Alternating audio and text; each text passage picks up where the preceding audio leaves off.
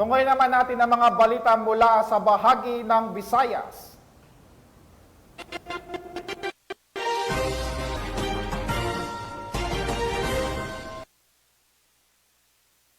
Senior citizen matapos itong mahulihan ng baril at shabu sa isinagawang buy-bust operation ng mga otoridad sa Cebu City.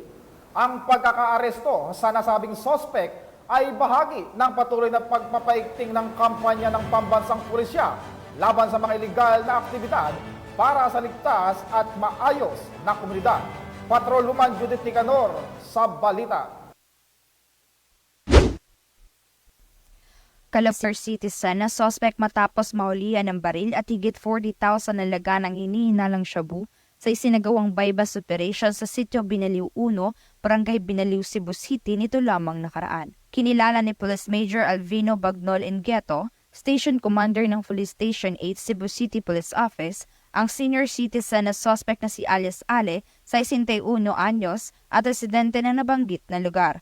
Batay sa ulat ng pulisya, bandang alas 3:25 ng hapon, nang ikinasa ng kapulisan ang nasabing buy-bust operation na nagresulta sa pagka-aresto ng suspect at pagkasabat ng 7 pakete ng hinihinalang shabu na may timbang na 6 na gramo at standard drug price na 40,800 pesos, buy-bust money at isang unit caliber .38 revolver na may 2 bala.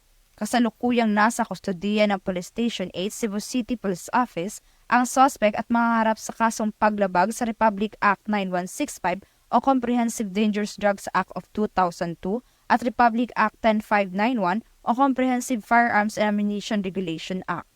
Sama-sama po nating labanan ang salot na ilegal na droga upang makamit ang isang ligtas at maunlad na komunidad. Dahil sa bagong Pilipinas, ang gusto ng pulis, ligtas ka. Ang kapulisan ng Cebu City ay puspusan ng pagpapaigting ng kanilang kampanya kontra ilegal na droga at anumang uri ng kriminalidad dahil sa bagong Pilipinas, ang gusto ng pulis, ligtas ka.